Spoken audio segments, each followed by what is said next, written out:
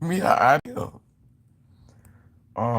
I was responding to a post that she wrote up under a comment that she had wrote up. I can't remember what the post said. The post was about, so the language was black turfs. I've heard the word turf used to describe white feminists. Now I'm seeing since this just with the mess thing happened, they were probably already using the term turf to describe some black females who um who don't see trans people as a part of the community, but or as a part of womanhood. Now, be patient with me because I know this conversation has been stressful, but I don't feel like it's gonna go in a negative direction tonight because I honestly really don't have nothing negative right now to say. I'm trying not to sow malice and maliciousness because I got a lot going on, but I do want to unpack this a little bit. So anyway, yeah, so they were saying that um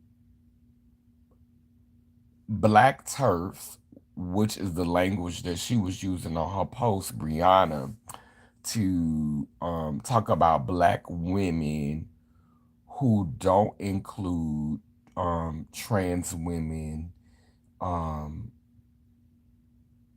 as a part of womanhood. Um, the conversation was about how black turfs, don't see it for the girls until they fetishize the girls for the husband's anniversary or for his birthday. So basically, when it's time for the girls to come over and play, for his birthday or for their anniversary, that's when they invite the girls over. And so I felt like the generalization um I felt like the generalization kind of erased post-op girls. And because I don't really know any post-ops who have stories about feeling fetishized by um women who were born with vaginas, women who identify with the construct of womanhood and was born with vaginas. I don't know one sex change that has ever told me a story about feeling fetishized, about uh, being fetishized like that, being treated like that, like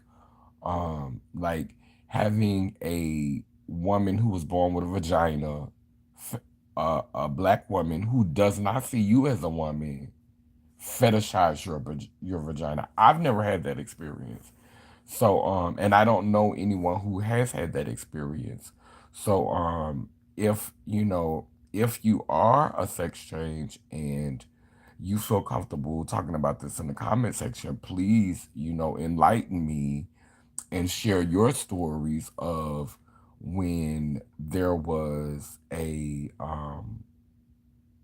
black woman who fetishized you over your, with your vagina, like you were, like I feel like there's some healing work that needs to be done in our community because she made a comment about my post-op superiority kicking in, and I want to be clear. Me wanting to celebrate being post-op, or me wanting to interject being post-op into the conversation, me bringing up being post-op all the time, that is not that doesn't have anything to do with me thinking that I'm better or me thinking that I'm superior. Y'all don't talk about post-op girls. Like, a lot of the conversations don't come up.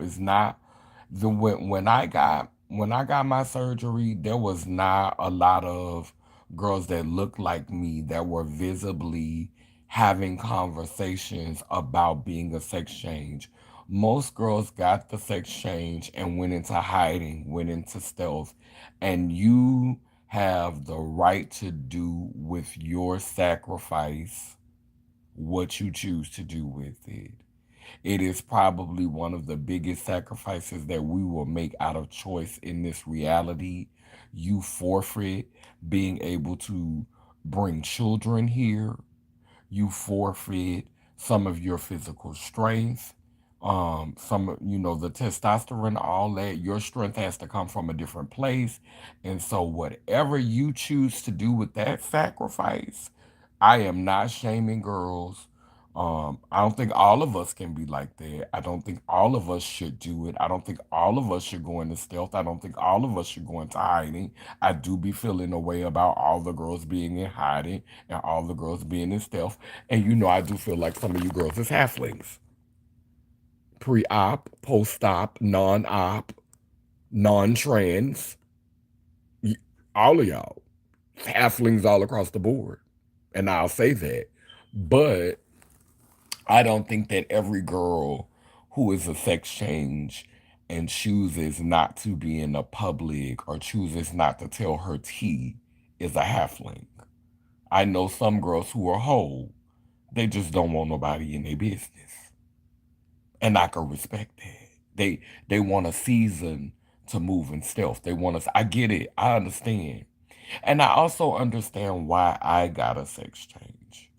I got a sex change because I was that variable that could have went either way. I could have kept the dick and eventually I would have been okay with it.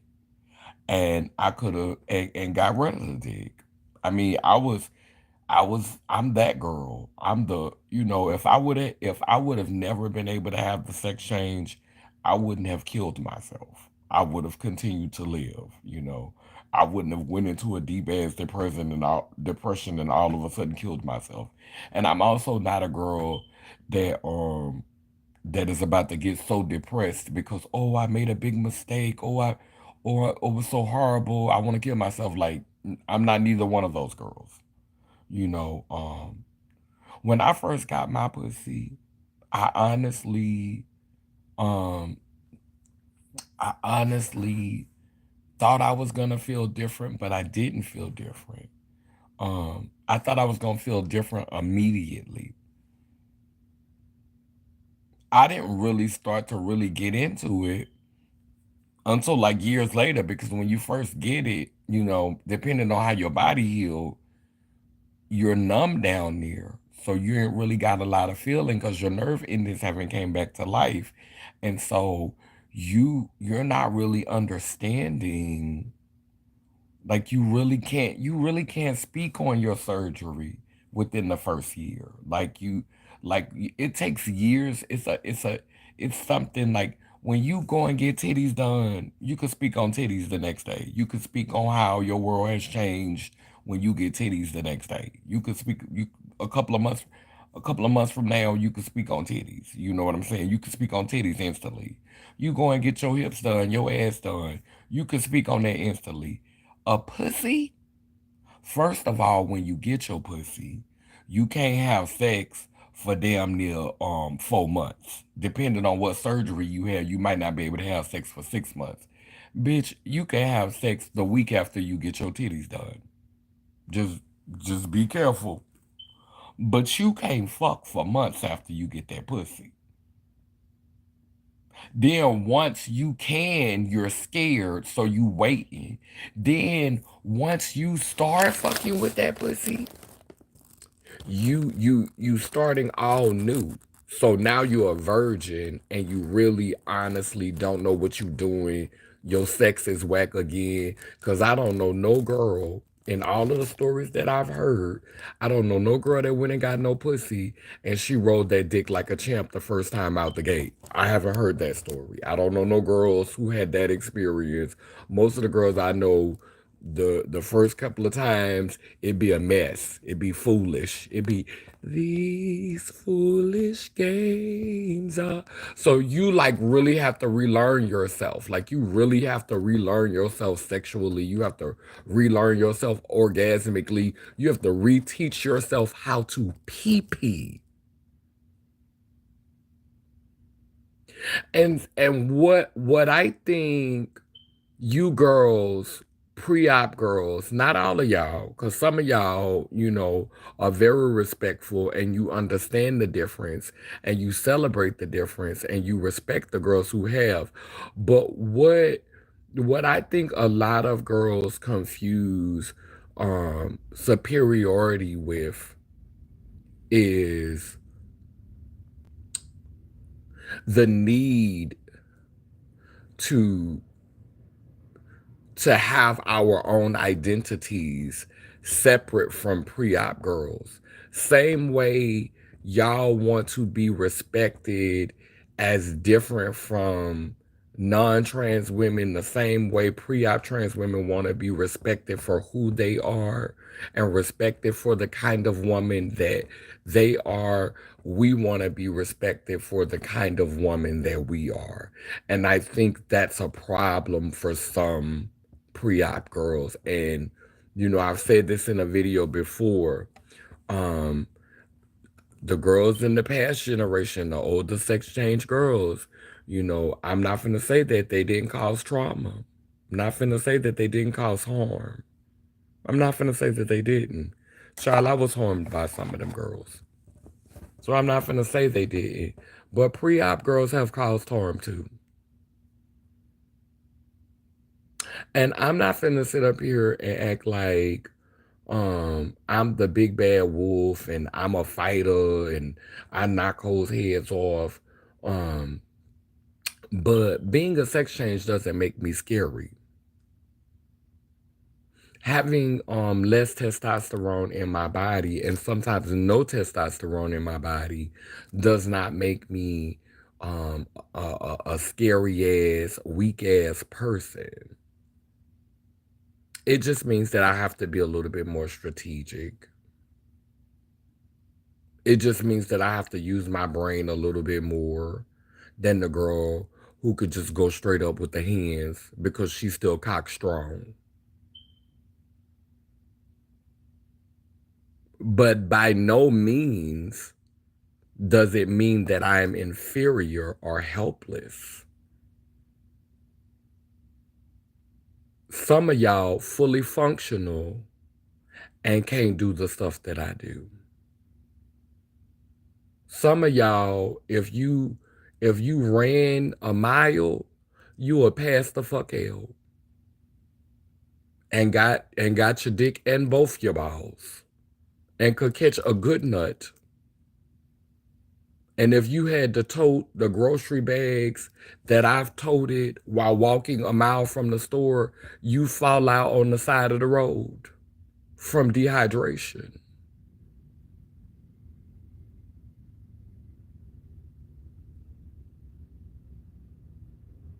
So being a sex change doesn't mean that we're helpless. It just means that our strength a lot of times has to come from a different place. You have to channel things. You have to be able to channel. And it's a certain level of alchemy that you have to be able to manifest and achieve. You become an alchemist when you're on your shit as a sex change. You don't have no choice but to become an alchemist. You do alchemy, you channel. This is why in the ancient stories about trans people, there was a hierarchy. And the sex changes and the castrated did sit up higher. But we live in a culture that thinks that because We have such an issue with someone having different gifts from us and their gifts setting them apart. This is why, as a community, I think we struggle so much as a Black people. This is not just for the trans community. This is for Black people. We have a crabs in a bucket mentality. This is like, to see us like really, really, really just celebrating these Black people coming together and doing what they did at the levee, but in the same breath, we have a issue with celebrating other people's willingness to do things that we would never do. Like I'm gonna give a example. My sister Brianna is a lawyer. There's a part of me that wanted to go to law school. I could have never done that. Would have never done it. I commend her for being able to do it. I could have never. I celebrate her for that. I'm proud of her for that. That's an amazing thing that she accomplished. So is my pussy.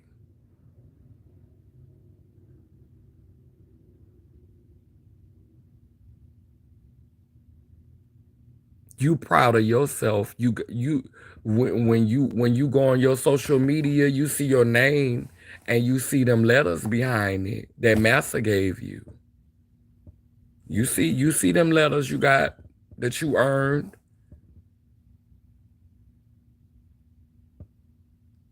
So, because we live in a society that does that, where we don't lift people up for sacrifices that they've made unless Massa approves it,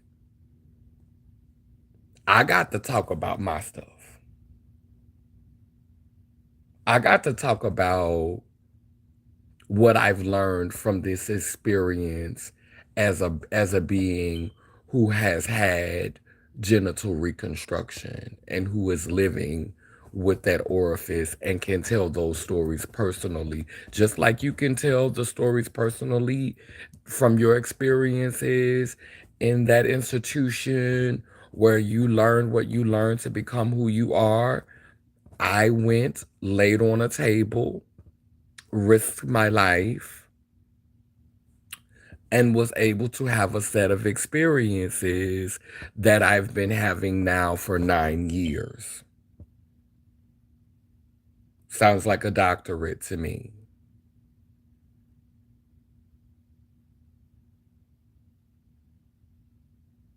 I've been able to be in close communion with girls or other beings who have shared experiences. Sounds like when you go to college. I have a network of people who gravitate to me who have shared experiences. Now, mind you, I had the experiences with girls who were pre-op. I have that experience as well. And now I'm having experiences with a network of girls who are both pre-op and post-op because I don't have a lot of trauma around being in communion with girls who are pre-op, and I definitely don't have trauma around girls who are post-op.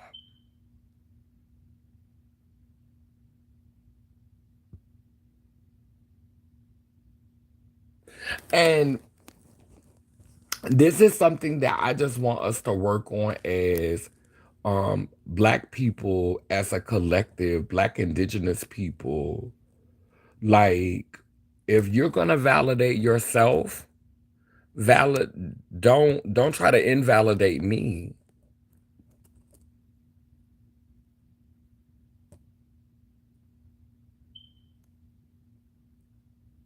Don't use the machine's tools to invalidate my experiences and then place more value on yours. Like, because institutions back you, what you're saying is somehow more valid than what I'm saying.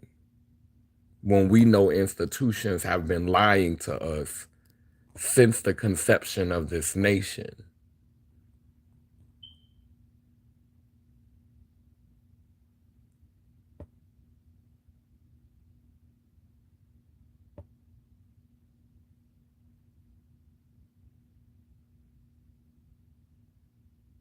And it's like people are sensitive whenever I say things because I'm going to let you know I'm a sex change because my experiences are not the exact same as a pre-op girl because I'm a sex change. This is not me saying I'm better than you. This is just me being realistic. If I get naked in a space full of women and a pre-op girl gets naked in a space full of, um, full of non-trans women and it's not a queer space, folks about to feel uncomfortable. These are facts. I've literally had friends to tell me that their husband said the only reason why they trusted me around the children is because I was a sex change. I've literally had friends in my life who've told me that their husband said this. So my experiences as a sex change is not always the same as someone who is pre-op. There are nuances. I love that Hope says that. Nuance. Give you some nuance. Because it's nuance. I don't a lot of times I out myself. A lot of times I spill my own tea. I'll get frustrated because they dragging for a girl that's clocky. I be comfortable and be talking in a deep ass voice, not giving a fuck. I don't perform. I just be. And I do that for the girl that's coming behind me. I don't have to. I do that intentionally with a pussy.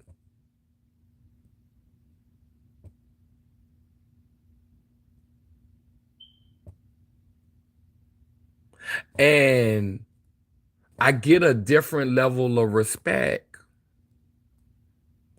when they find out it's a pussy there.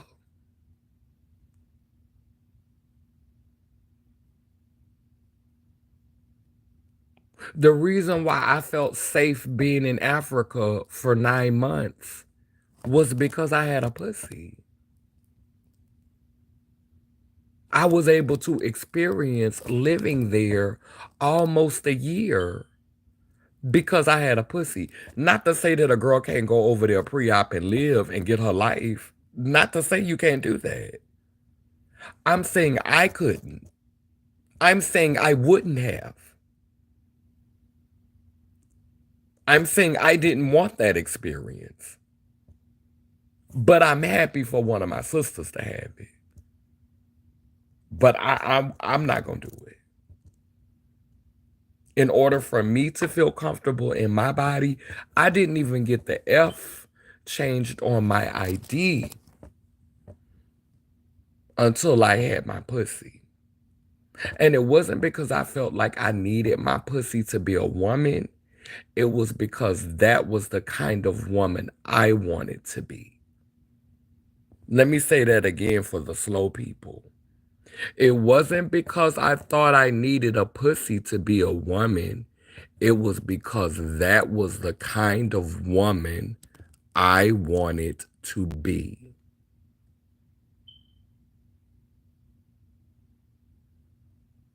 I didn't want to be a woman with a penis. And I'm not putting down girls who want to be women with penises. I'm happy for you. I love you. I celebrate you. That's just not my ministry.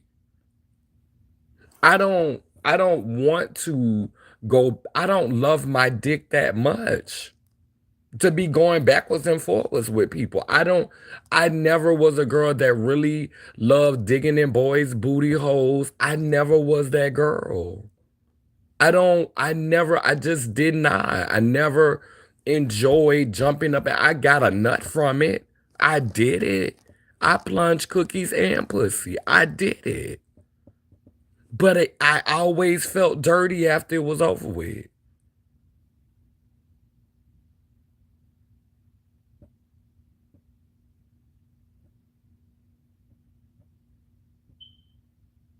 It wasn't meant to be my narrative. I didn't want to be a girl. I just didn't want it. I didn't want it damn near. It got in the way. And I don't like feeling controlled by my sexual anatomy. A lot of times as pre-ops, you you have you have men who that's all they see is you just titties and a dick.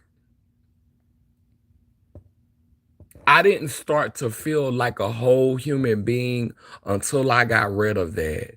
Because then I couldn't fuck them niggas with no dick. I had to learn how to fuck them with this.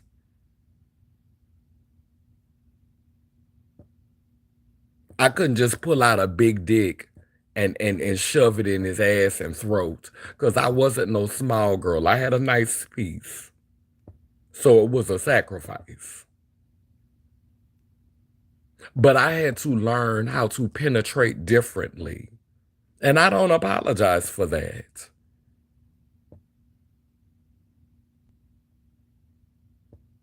And I'm always going to remind you that I'm a sex change. Because I laid on that fucking table and I went through that pain. And when I woke up, I was numb and I had to figure out how to fuck again. And I had to figure out how to pee again.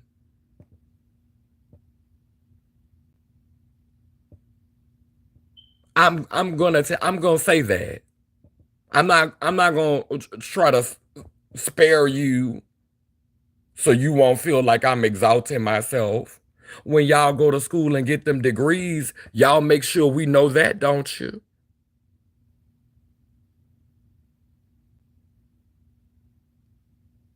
You make sure we know where you graduated from, don't you? I'm gonna make sure you know I got this pussy.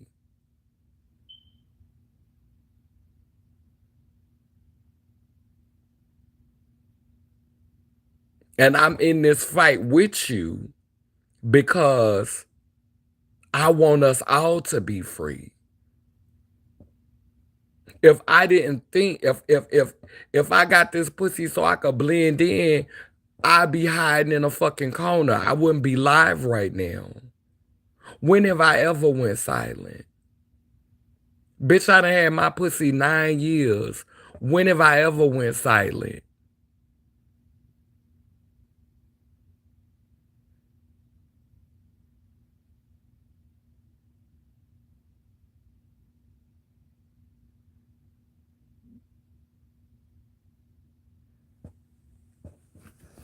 Bitch, I've always been on the front lines for this community. Always been speaking out. I'm not finna talk how y'all want me to talk. Cause I'm 46 years old. I'm not finna be around here saying them new words y'all making up every 15 minutes. Baby, I'm a creator. I'm creative. I don't follow trends. I set trends. I'm not finna go up on the plantation and learn how to talk from massa and then come down there and actually say it to regular people. Like no, like if it's a check involved and we're in some spaces and places, okay. But I'm not finna be talking to regular everyday people like that. I'm not finna be on the street talking about no terps and cis. I'm not about to be doing all that. Not about to be alienate myself and alienating myself or brainwashing people. What I am gonna say is what's real for me. And what's real for me is halfling. Bitch, it's some halflings. And halflings can be trans. Halflings can be non-trans. Halflings can be gay. Halflings can be straight. Halflings can be black. They can be white. They can be Latina. They can be foreign and American. Some folks is halflings. And if you got an issue with my personhood, and if you got an issue with my being, it's because you need to do some work on yourself.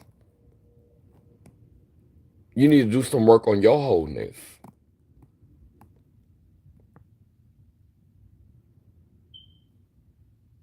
But I was watching a video with T.S. Madison in it the other day, and and um T.S. Madison mama was talking. I shared it. Y'all saw when I shared it because I watch her content. Um, I love Miss Mary. I don't really too much care for the Christian rhetoric, but I get her heart. I get her intentions. I understand where it's coming from, so I respect it. But T.S. Madison had made the comment that she the way she is because of the testosterone in her body. And there are beings in this world who do not have high testosterone levels in their body, and they will fuck you up because they don't. My testosterone levels is low. I ain't got time to be out here fighting with you. Let me go get my knife and cut you the fuck up. Let me go get my gun and shoot you the fuck up because I don't have all that testosterone in my body. Bitch, I'm not about to sit up here and argue with you, bitch. I'm about to shoot you, bitch. Bitch, I'm not about to play with you, bitch. I'm about to cut you all up under your feet, bitch. There are beings out here who have more estrogen in their body. And because they have more estrogen, they will fuck you up. So my my pushback on that statement is thinking that it's testosterone that's always the thing that have people ready to go to fuck off. No, no ma'am. Missing the lack of testosterone. Bitch, I'm pussy. I'm soft. I'm cunt. Bitch, I ain't got time to be doing all this fighting, rolling around on the ground, bitch. Bitch, I'm about to end your life. And see, I got bullied a lot as a child, which is one reason why I will not be bullied now. I don't go looking for mess. I don't go looking for confusion. I don't go looking to start shit. But let me tell you something. When it find me and I know I wasn't doing nothing wrong, honey, I ain't even much finna do all that lip service. Forgive me, ancestors.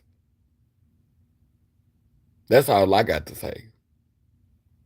I'm not finna do all that yipping yapping and da da da da da. But I know one thing, I'ma keep me safe. Because I got bullied as a child. When I had nuts.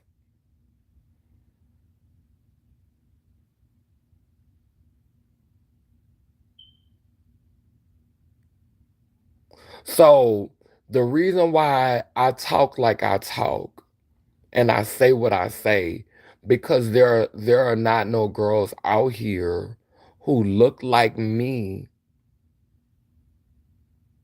or close to look like me and have a sex change and it's gonna keep it real.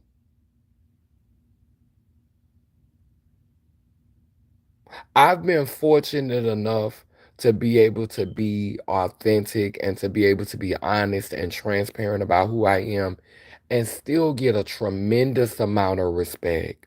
Most of the time, when I have problems with people, it's because I out myself because I'm trying to educate people. I'll see some little homophobic shit being said or some little transphobic shit that's being said. I confront it.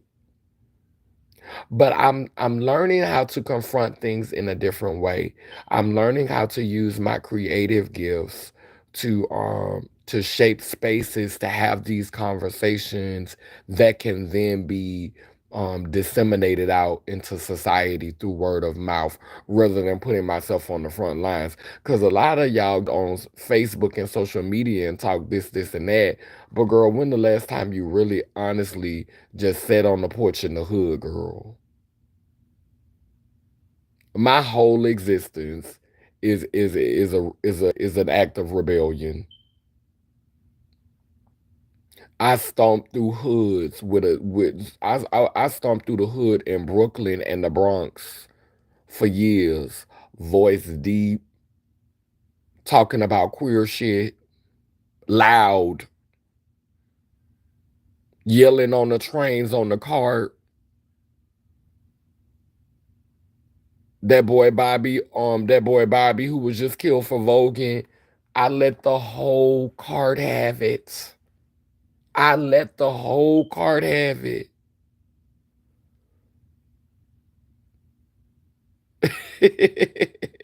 Thank you.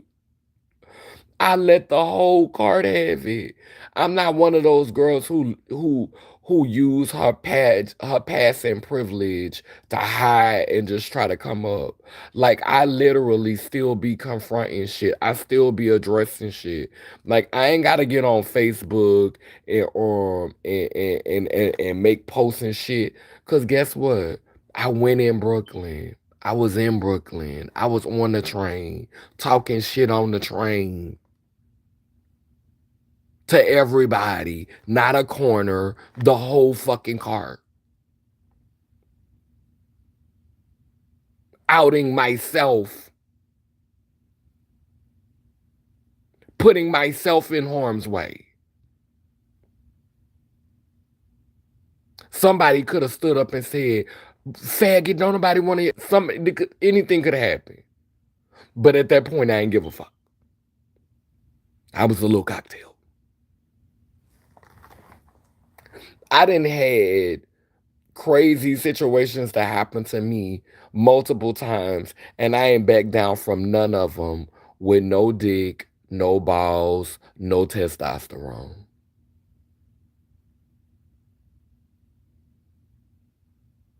I'm not finna fight over anything, but for principle,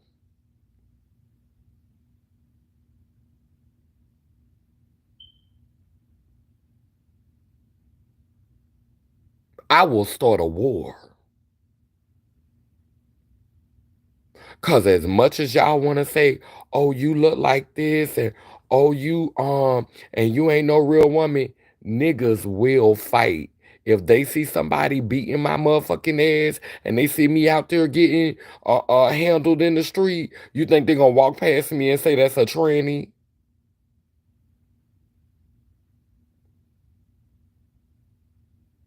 You think that's what's gonna happen? No, boo. That's not what's gonna happen.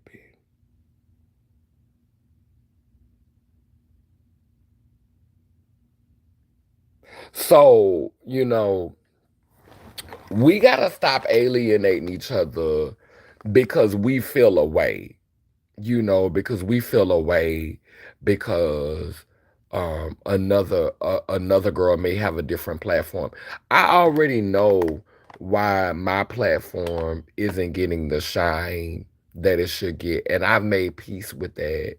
I don't really want to be no, I don't really need to be um the girl that's always in front of the camera anyway. My dream is to actually be a director.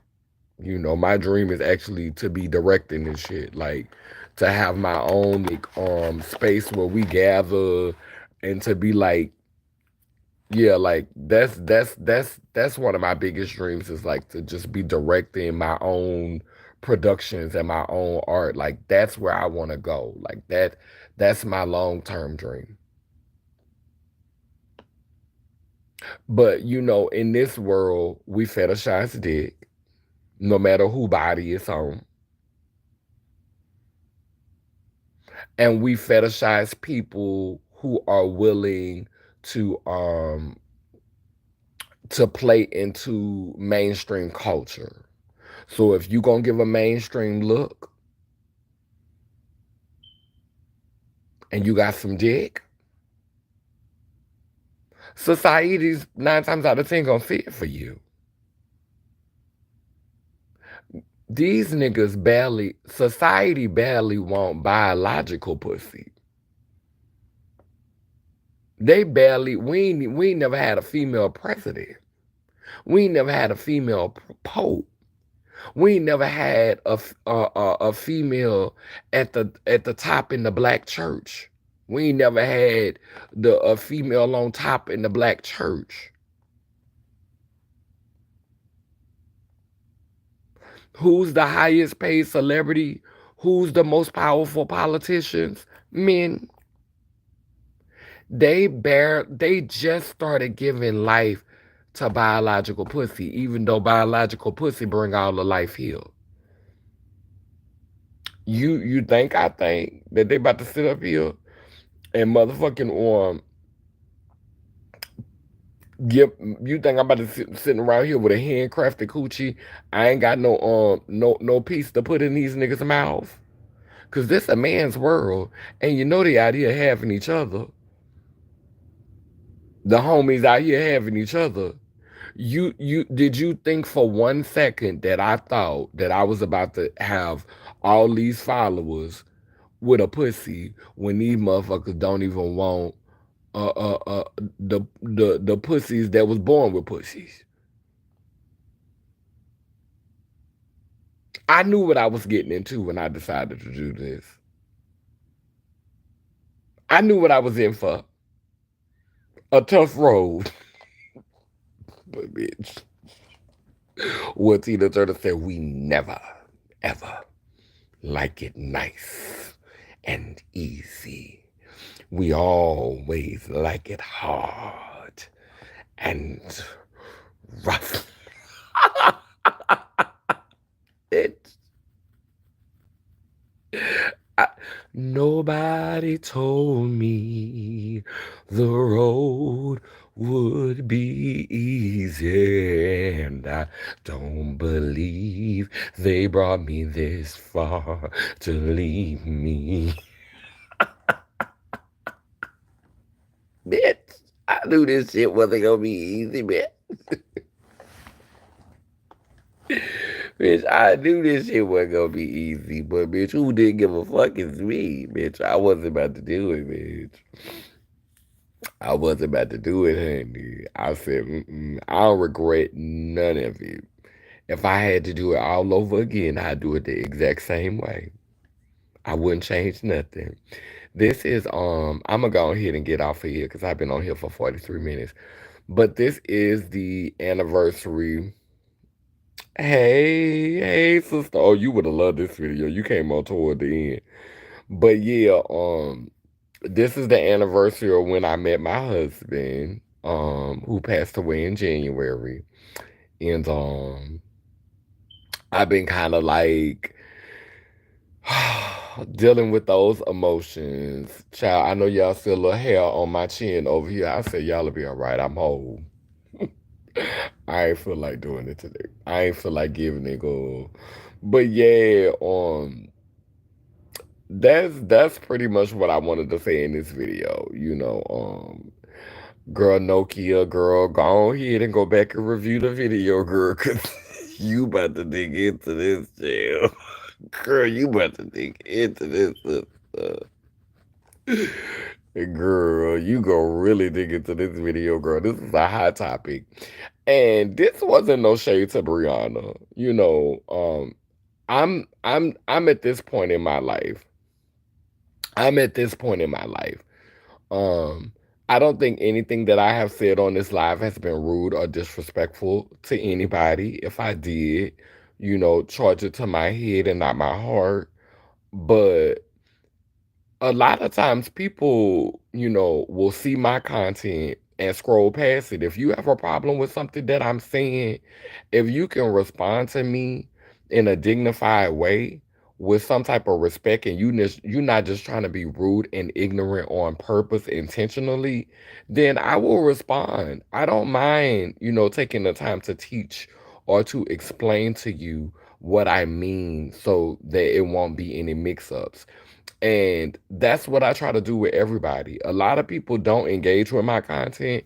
They'll look at the stuff that I post and they'll scroll past it for fear that maybe they're gonna look crazy, or or they just don't want it to go left, because a lot of us can't handle a debate or exchange in the comment section. It can go left real easy. So a lot of us, because we haven't been working on our trauma, we just scroll past. We haven't been working on self-healing, so we don't engage. We put out a lot of content and we want people to engage with our stuff, but we don't engage with their stuff. And we only engage with content that we support. We only engage with, a lot of us are yes men, a lot of us are amen and a women. We around here. We only want to go on people pages that we agree with and that we support. Let me tell you something. I could go on somebody's page and they could be saying the most idiotic shit. Now, 9 times out of 10, if it's some real idiotic shit, child, I ain't even about to watch it all the way through, girl. I'm about to turn. But, girl, if it's like something I feel like, okay, this do sound foolish, but I do see some potential here. Maybe they don't know any better. Maybe they don't mean no better. I'll comment on the first couple, and I still won't say anything rude. I will make my comments. I will try to be as respectful as I possibly can. But if you continue to put out the same kind of content and you're ignoring my comments, then I'm gonna stop commenting because now I'm wasting my breath. But I always try to. I'm not gonna say lead with love, but I always try to give people the benefit of the doubt. I try to exercise patience and I try to exercise thoughtful consideration when I'm responding to people because I want people to have that same kind of grace with me. And so yeah, when I comment up under your stuff and it's a comment that is in conflict with the message that you're trying to put out, it's not shade. It's just this came down my timeline and I have to, once it come down my timeline, it's in my psyche now. You done took up space in my head because you done came down my feed. I'm gonna say something about it. If it come down my feed and it keep coming down my feed, then I'm gonna need to, I'm gonna say something. I need to engage with it. I'm not being my authentic self if I don't engage with it and it's constantly coming down my feed and I might not necessarily agree with it. I always ask why you feel that way when I go on different opinions. When I go on different opinions other than my right. And I think that's, being, a lot of us are not capable of having conversations that we feel aren't going to go our way. I can hear what you have to say, legitimately hear you. And either I can change some things about what I'm saying, or I could just tell you, let's agree to disagree. I'm very transparent about how I move in workspaces, in spaces where we're trying to get our name on the roll on the plantation and trying to make sure we get services and make sure we get the resources that we need and make sure that we get the policies and the laws that we need. Ma'am, when I tell you when I'm up on that plantation in these spaces, it's gonna be cis, it's gonna be trans, it's gonna be black cis woman, it's gonna be black trans woman. I'ma say exactly what Master say for that check.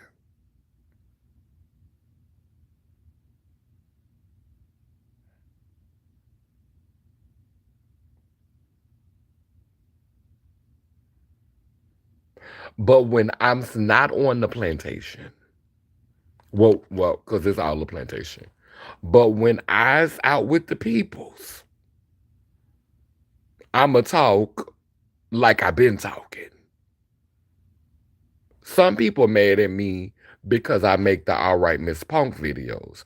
They feel like you're giving life to a negative word.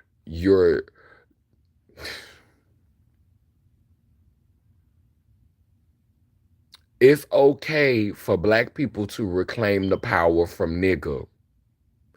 It's okay for females to reclaim the power from the word bitch. But I can't reclaim the power of the word punk. I'm trying to give the punks coming up, the young punks, because better believe, even though I'm not calling myself a punk right now, a punk was my origin story. And they was calling, and some of these girls are still being called punks now. Can I give the punks the girls that still see themselves as punks right now, these little girls coming up right now, can I give these little young punks some dignity? Is that all right with you? Cause just because you don't say the word don't mean people ain't saying it no more. Just cause of the circles that you run around and the people that you run around, the elitists and the bougie people that you hang around are not saying the word, that doesn't mean that the word is still not in play. You see people still saying the word nigga. You see people still saying the word bitch. People still saying the word punk. So if I could influence how that conversation is going, you think I'm not?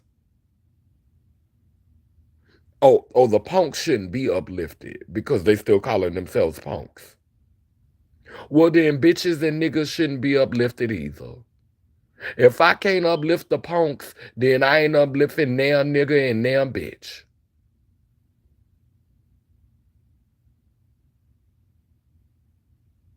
If I can't uplift the sissies, I'm not gonna uplift damn nigga and damn bitch.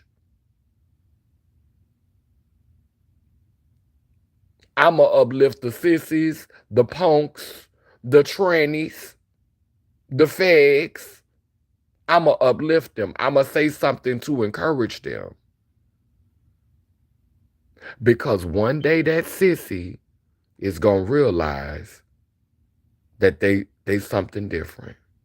One day that punk gonna live to realize that they something different. One day that tranny gonna evolve. One day that fag gonna evolve. So I'ma uplift my punks. I'ma uplift my fags. I'ma uplift my bulldaggers, my trannies, my sissies. I'ma uplift them.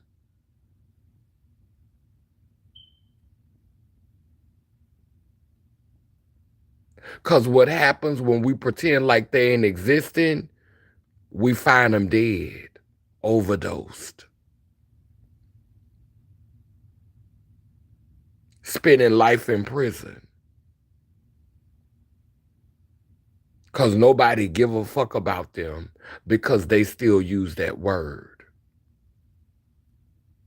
But we out here giving a fuck about niggas.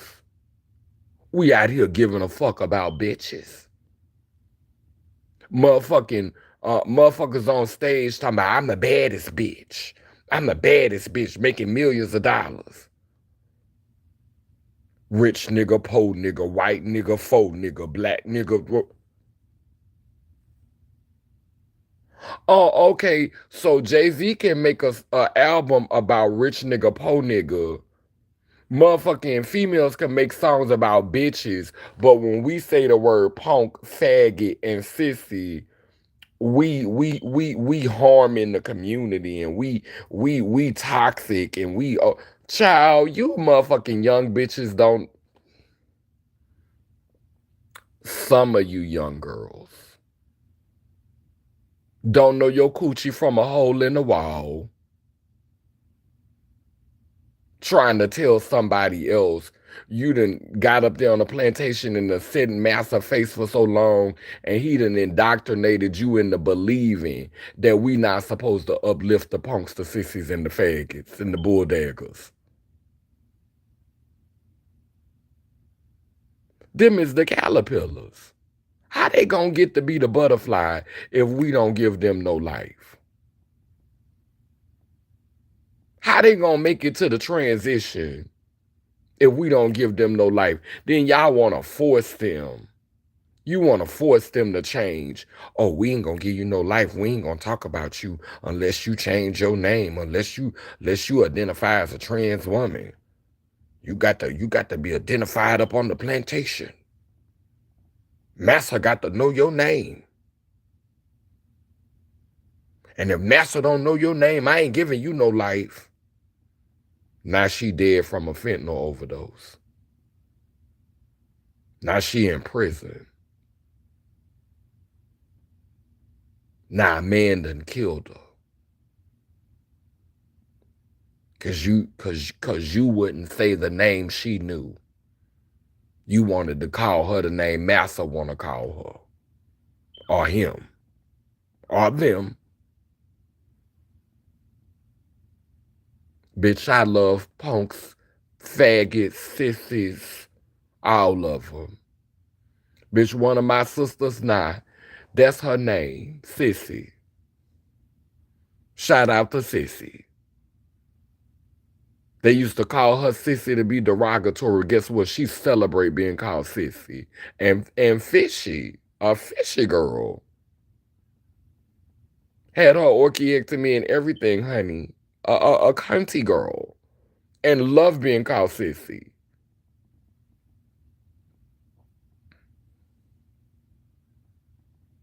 Hmm. Looking to be celebrated in the wrong places. That's right. And in Africa, Sissy actually means sister. That's how they say sister. Hey, Sissy. I used to be like, bitch, I'm like,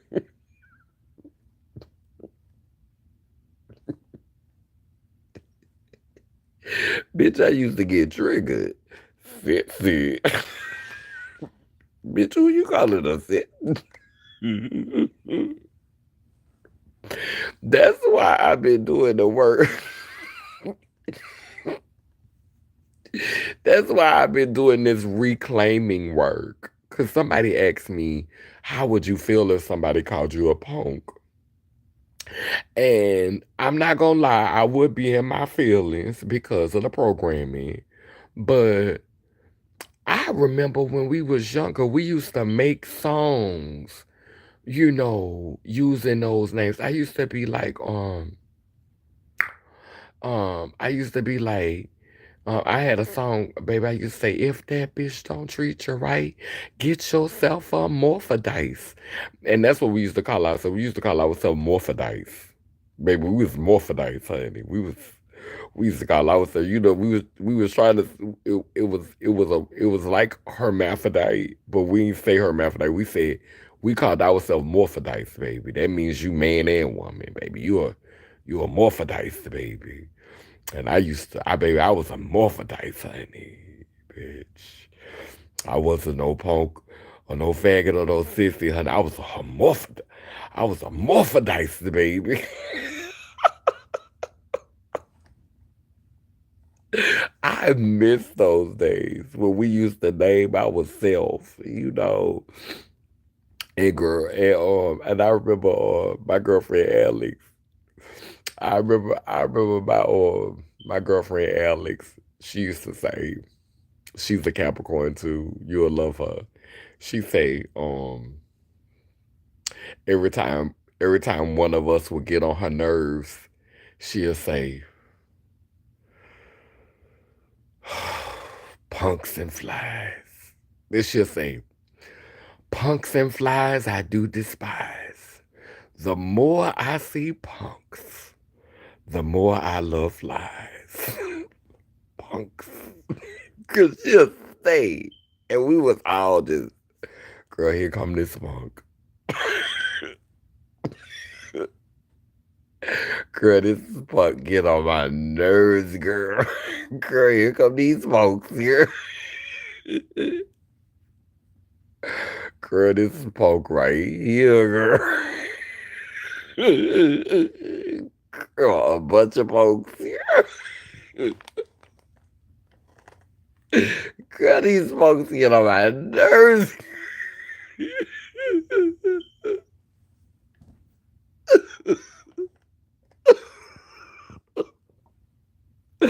Oh my God. Girl, these folks here, girl. Girl, these folks is a mess, girl. Hey, girl, but this the gag though. When we called each other punks and fags and sissies, that's when we had each other back. Now tell me why I'm lying. To stop me when the lie come in. When we called each other punks and faggots and sissies, we might have been beefing with each other. But when it came time for us to fight our common enemy, which was most of the time trade,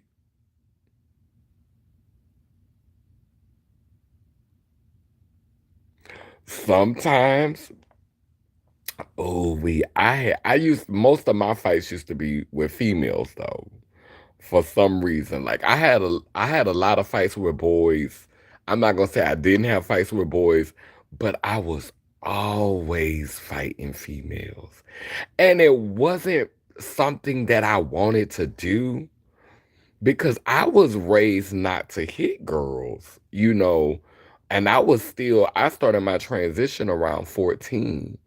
And I was very much, I didn't want to hit girls. I really tried not to hit them. And some of them used to bully me because they knew I didn't want to hit them back.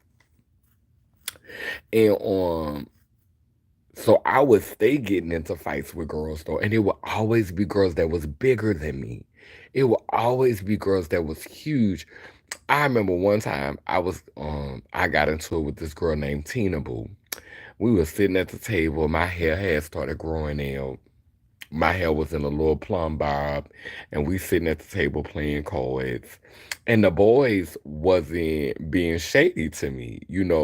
Like the boys was really like accepting me. Like they wasn't like acting funny, and I was being my extra self. Uh, but I wasn't flirting with them or being flirtatious. I was just being extra. I've always been extra. I've always had a flair for the dramatic. And so I guess it was getting on her nerves that I was taking up so much space. And she called my hands. And she got the best of me. Miss Thing had whooped me. So I never forget. Miss Alex, when I told Miss Alex, Miss Alex had a messy ass laugh. She a Capricorn. She had a messy ass laugh, and she didn't she didn't want she felt she didn't want me to live that down. So she brought me to her house, gave me a can of mace, jumped in the car. The girl stayed across town, drove me across town to the girl house, and girl, I ran up in this girl house and maced her in her kitchen.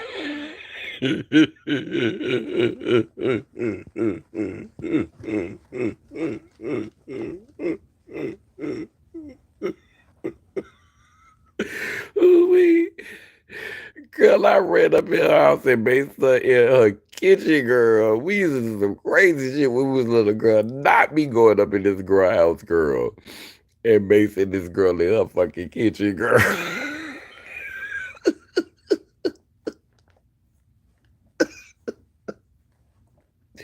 Then I remember one time I was getting ready to have a fight with this other girl. Ooh wee. Her name was her name was Big Jada or something like that. Ooh, she was a big old female. She was big. I was really, really petite when I was little. I wasn't no big girl. Like I ain't really start putting on weight until I got in like my 30s. But I was like maybe 150 at the time, if I was 150, 150 pounds. And yeah, and I'm 5'8", so I was never really like a big girl. And so the female that I was getting ready to fight was like six something, maybe like 6'1". You know what I'm saying? Like 6'1", 6'2". She might have been taller than that. She might have been about 6'3". Like, I mean, she was big. She was a big ass girl. So I never forget. She called my hand. She wanted to fight me, and she was like, yeah, bitch. She was like, yeah. She said, yeah, punk. I'ma whoop your fucking ass, punk. Bitch, I'ma whoop your fucking ass. And them niggas was and niggas was behind her. They was like, you ain't about to that punk ain't about to put his hands on you. That punk touch you. We gonna beat that punk ass. So I was scared to fight her because I knew once I fought her, them niggas was gonna jump in. So it was gonna be me fighting her big ass and me fighting them motherfucking big ass niggas, grown ass men. So Miss Alex was sitting on the hood of the car, and Miss Alex, that was like our den mother. She was 6 years older than us. So she always had our back and everybody respected her. She was always respected. So Miss Alex was sitting on the hood of the car and Miss Alex had on some flip-flops, some sandals. She used to wear, nice little leather sandals, with her toes out, keep her toes done. And she had on some cute little flip-flop brown sandals, some little leather sandals. And baby, I was looking like I was looking like I was scared to fight, and I heard Miss Alex Sandals do this. Miss Alex was sitting on the hood of her car, and I heard Miss Alex Sandals do this. See, when I heard them sandals hit that concrete, I rushed in on that hoe.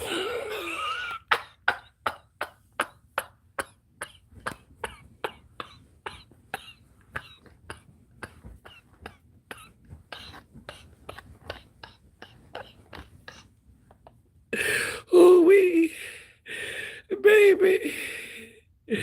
Baby, when I heard them sandals hit that fucking concrete, bitch.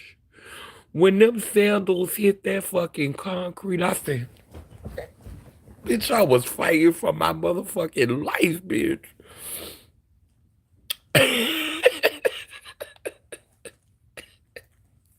Cause I knew when them sandals hit that concrete, she had my back. And them niggas knew it too. That's why neither one of them jumped in. It was straight up with the hands. And baby, I gave that bitch a go. She ain't whoop my ass and I ain't whoop her. But that bitch didn't want to fight me no more. And I ain't want to fight her no more neither.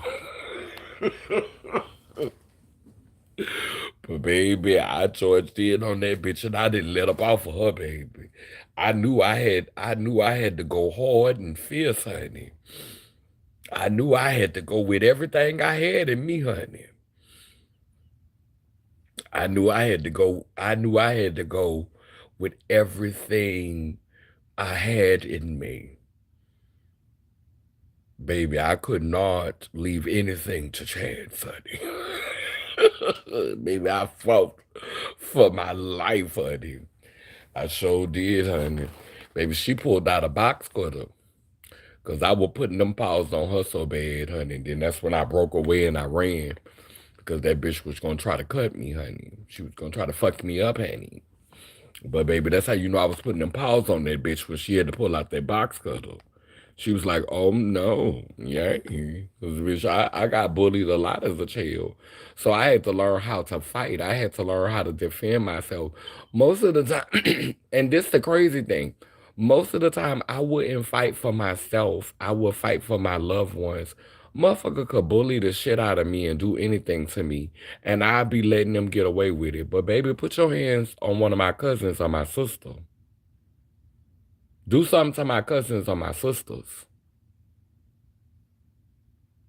Bitch, I remember I was a little, I was a young punk baby. I was a little baby punk baby, and I couldn't have been.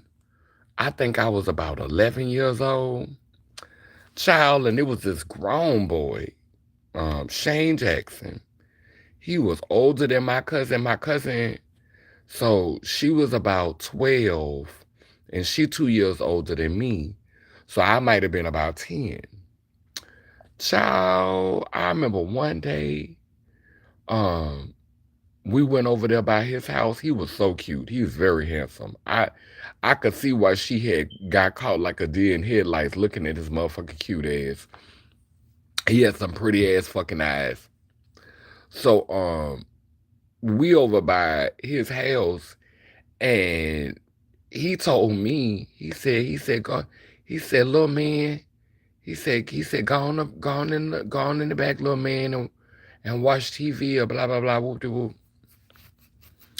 So, child, I knew I was a little girl, but when you're a child, like when I was that young, I knew who I was at the age of 5 years old, but I didn't, I just never focused on it. Like, um, at around 13, my uncle kind of, like put me on the spot, and that's what made everything come out. But I knew who I was at 5 years old. I knew what the T was. But I didn't have a problem with, because I grew up in the church, I didn't have a problem with being addressed as brother, brother Clark, and little man, and Mr. T, and all of those nicknames didn't bother me. I was very whole as a child, but it was obvious I was a girl. But I didn't have no problem with, the male pronouns, or it never bothered me. People taught me, like girls taught me, to be offended by the masculine pronouns. And this is the gag. The girl who taught me to get people together about calling me he, the girl who taught me to demand that people call me he, is living as a man now.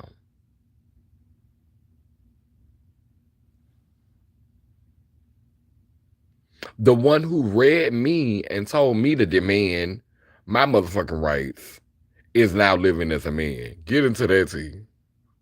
Get into that tea. That's why I have grace for people today when they slip and call me he. Somebody slipped and called me he the other day, but they corrected it and said she.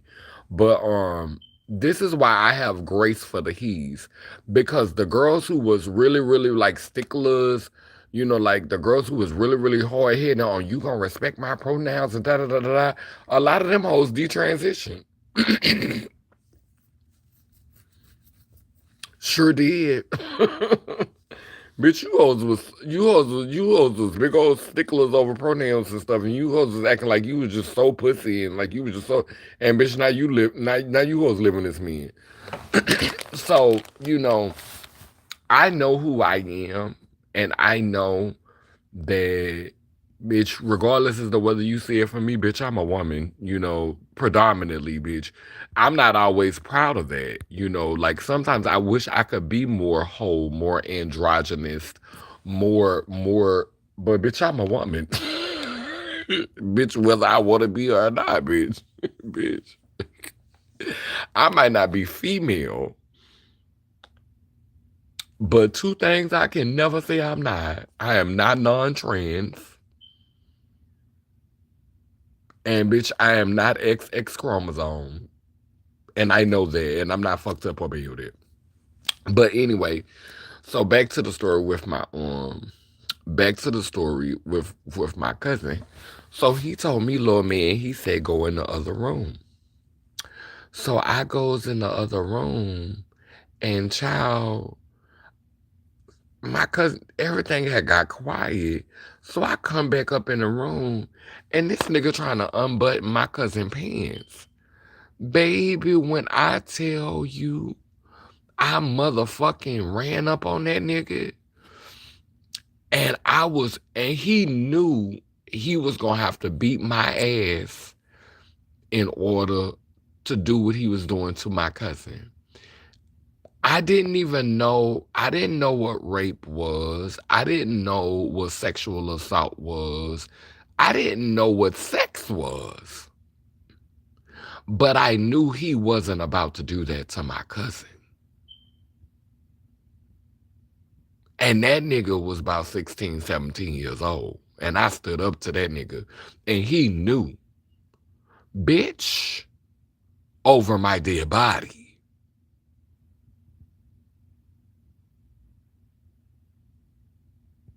I remember one time, one of my sisters who I'm not that close with, um, a nigga was he was he was beating on her. And this was a long time ago. This was when I was in my early 20s. And my middle sister, she told me the story. And she was like, yeah, her boyfriend, he putting his hands on her and stuff. And bitch, I clicked out. I was like, where this nigga at? And here go my sister thinking I'm being messy. My sister thinking I'm being messy. Oh, you just want to know so you could make fun of her. No, I want to know where this nigga at so I could dive off the roof like Chiquita and Belly and slit this nigga's throat. I had to cuss my sister out. That was the first time me and my sister. I think that was when me and my sister started getting close. Sometimes shit happened through a fight. Like me and my sister, we was close when we was little, but we had kind of drifted apart as I began to embrace my transition more. And I think the reason why is because I'm not gonna lie, when I was younger, I was very flamboyant. I was very attention seeking. I guess because I didn't have the love and support of my family. So I was always somewhere with my booty cheeks out, some motherfucking RuPaul barrel curls, platinum hair in the top of my head, motherfucking just attention seeking, big ass Texas hair in my head, lashes, buku makeup on.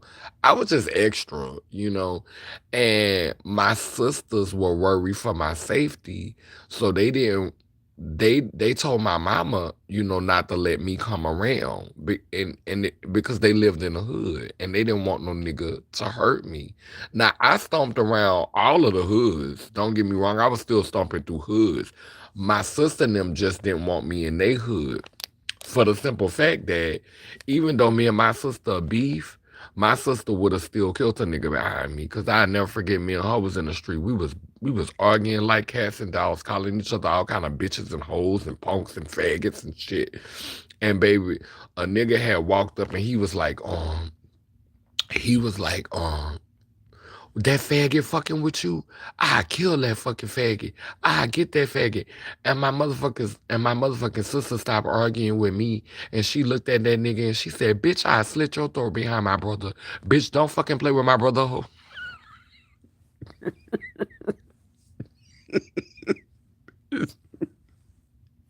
Bitch, she stopped reading. Bitch, we stopped reading each other. And before I could tell the nigga something, she had already told the nigga, bitch, I slit your throat behind my motherfucking brother. Bitch, don't play with my. So, like, it was very much that energy. So I had I had to explain that to my sister, and back then I didn't really have the language, like all of the language that we have now to express ourselves and how we talk. But back then, when that dude was disrespecting my sister, and I told her,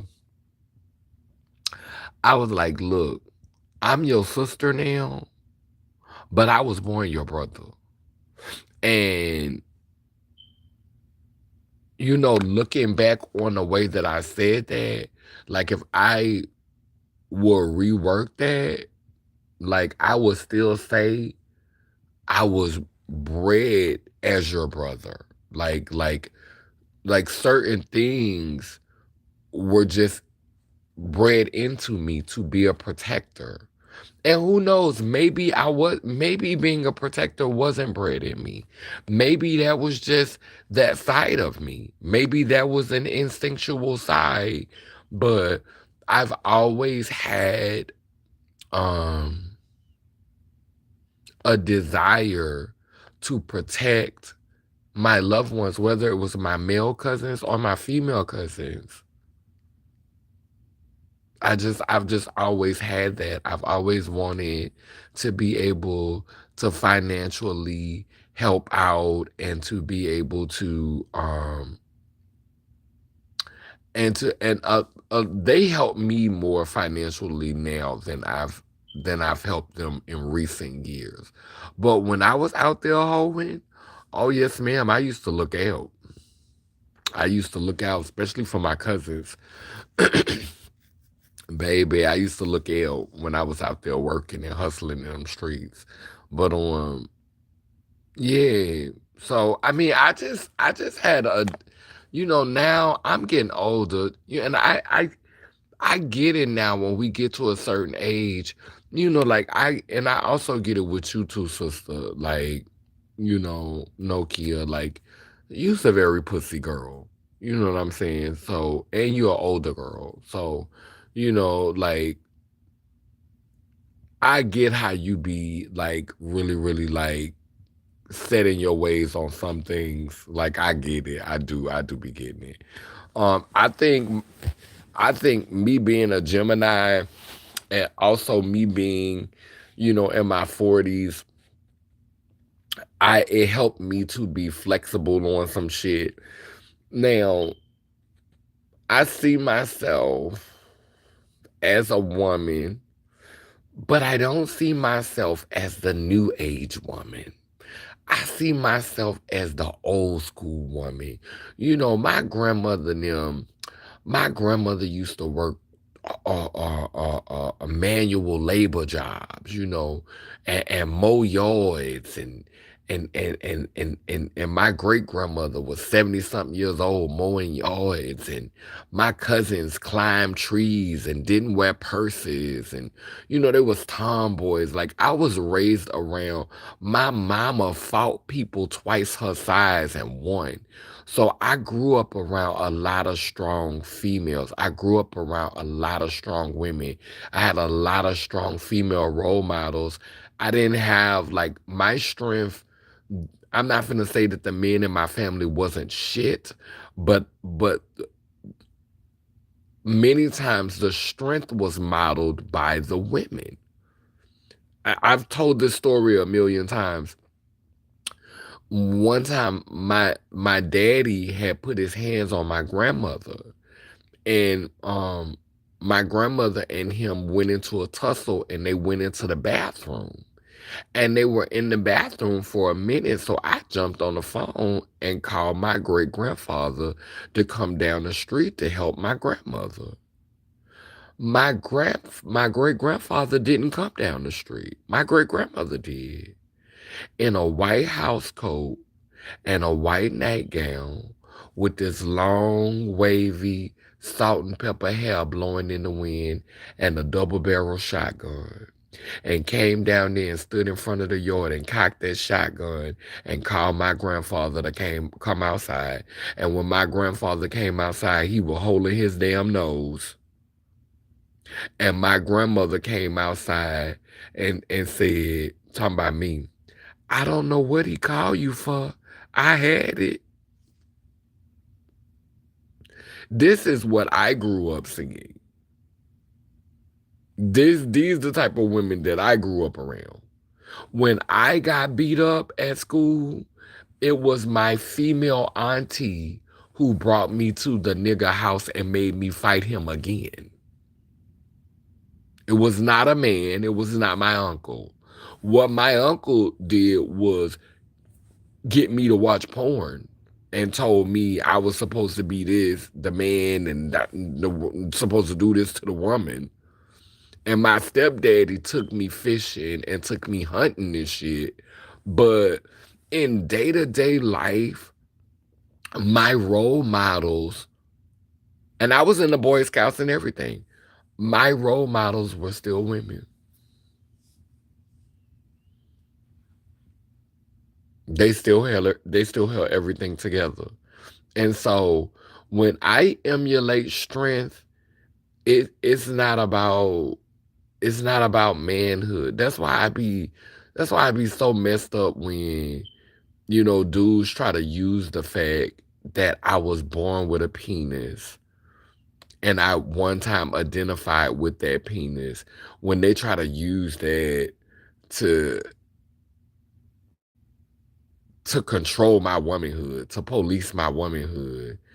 And the crazy part is, I was so brainwashed by the Bible and so brainwashed by sexism and so brainwashed by the patriarchy. I literally, in my 20s and in my 30s, forgot how strong all of the women were in my family. And I used to let men run that game on me. You not acting like a woman. You need to act more feminine. Not realizing they did the same shit to my mama. Me and my mama talk about it all the time now. My mama say that's why she never married no man, because she wasn't going to let one control her. Me and my mama swap stories all the time. My mama, who was born with a pussy. My strength comes from her.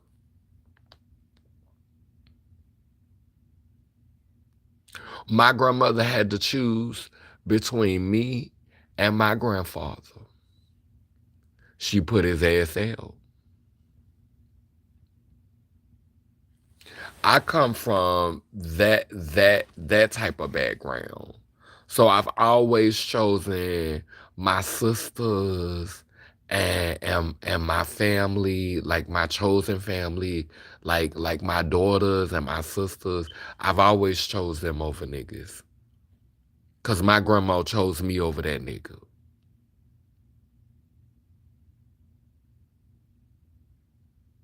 I've always had trouble being a wife to humbling and submitting because my mama wouldn't do it.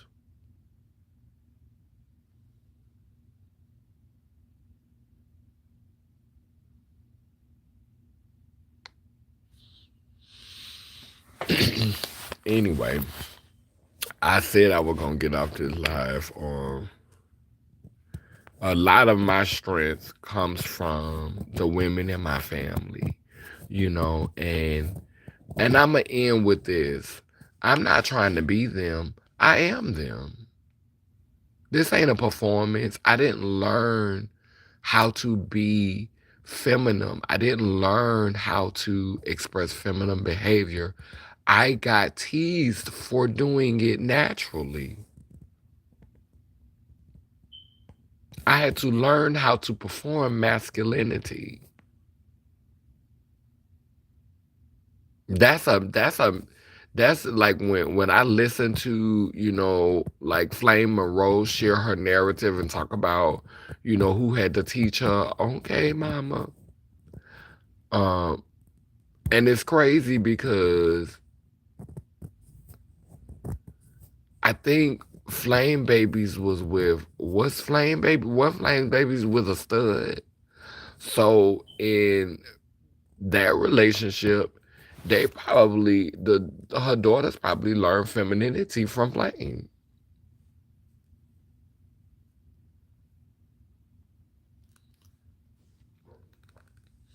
But we're not gonna have that conversation, huh? Hmm. Anyway, let me go ahead and get out this live because I've been on here for an hour and a half. Girl, I was supposed to be out here a long time ago. But I'm glad I talked about this, and we going and you go back to the beginning of the video, girl. And I want some of my sex changes to talk in the comment section about have black cis women ever fetishized your pussy? Let's Answer that in the comment section. Anyway, down but now that I say cool, keep spinning and turning. Iangani Iyanko Kalukalo, which means I'm a child of God goddess. And if I am, then you know you are. Light a candle for your ancestors. And just always be grateful for today. The ones who have come, the ones who are coming, and the ones who are here. Amen. A woman, Lelem Lela.